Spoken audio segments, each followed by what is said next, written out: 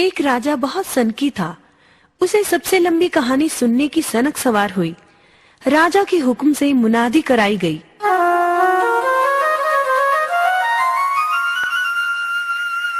सुनो सुनो सुनो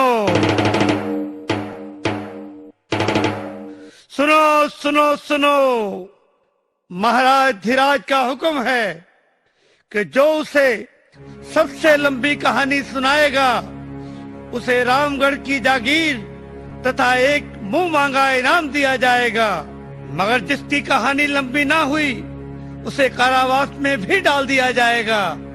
सुनो सुनो सुनो सुनो सुनो सुनो। यह सुनकर दूर दूर से कहानीकार आए, परंतु राजा को संतुष्ट न कर पाए। कहानियां तो लंबी थीं, परंतु राजा सोचता, कहानी तो सुन ली है, अब व्यर्थ में जागीर क्यों दूं? धीरे धीरे बहुत से कहानीकार कारावास में बंद कर दिए गए। एक कहानीकार के नौजवान बेटे को अपने पिता का कारावास में बंद होना बहुत खला। उसने राजा को सबक सिखाने का मन बना लिया और जा पहुंचा राज दरबार कहानी सुनाने के लिए। बोला, महाराज, एक किसान का बहुत बड़ा खेत था। उसने ज्वार बो रखी थी। पास ही एक पेड़ पर ढेरों चिड़ियों का झुंड रहता था, इसलिए जब भी किसान बीज बोने आता, चिड़ियों बीज निकालकर खा लेती थी। एक बार उसने सोचा कि वह खुद अपने खेत की रखवाली करेगा। चिड़िया भी कौन सी हार मानने वाली थी। उन्होंने भी योजना बनाई, बस काम आसान हो गया। एक चिड़िया आई, खेत में से बीज का दाना चुगा और हो गई फुर। फिर एक चिड़िया आई और दाना चुगा और हो गई फुर। और फिर एक और चिड़िया आई, दाना चुगा और हो गई फुर। फिर एक और दाना चुगा और हो गई फुर। राजा बोला, फिर क्या हुआ? होना क्या था जी? फिर एक चिड़िया आई, दाना चुगा और फुर। फिर आगे क्या हुआ? महाराज, चिड़िया आई, दाना चुगा, फुर। ठीक है भाई, अब आगे भी तो बोलो। वही तो कह रहा हूँ महाराज, चिड़िया आई, दाना चुगा और फुर।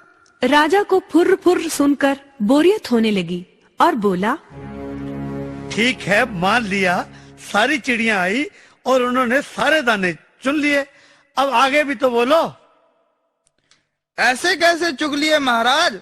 एक एक चिड़िया आएगी, एक एक दाना चुगेगी, सभी दाने खत्म होंगे, तभी तो कहानी आगे चलेगी। एक चिड़िया आई, दाना चुगा और फुर्र। राजा समझ गया कि आज शेर को सवा शेर मिला है। ये कहानी तो कभी खत्म ही नहीं हो सकती। इसे दंड कैसे दूं? इसे इनाम देकर ही पीछा छुड़ाना बेहतर है। बोला, अरे नौजवान, तू फुर फुर बंद कर। सचमुच तेरी कहानी सबसे लंबी है। तुम्हें रामगढ़ की जागीर इनाम में दी जाती है। परंतु महाराज, मेरा मुंह मांगा इनाम। हाँ हाँ, वो भी बोलो, तुम्हें क्या चाहिए? मेरा इनाम यही है कि आप सभी बंद कहानीकारों को छोड़ दें। बिना बात किसी को सताना अच्छी बात थोड़ी ही है।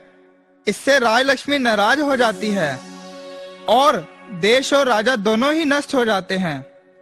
मैं चाहता हूँ कि हमारे वतन पर ऐसी विपदा कभी ना आए। बात तो तुम्हारी ठीक है। हम हुक्म सुनाते हैं, सभी कहानीकारों को बादब छोड़ दिया जाए। ये युवक बहुत समझदार है। हम घोषणा करते हैं कि हम राजकुमारी का ब्याह इस युवक से करेंगे और हमारे बाद यही इस देश के महाराज होंगे। इस प्रकार युवक ने अपने पिता को ही नहीं छुड़ाया, बल्कि सूझबूझ से राजा को सही रास्ते पर भी ले आया।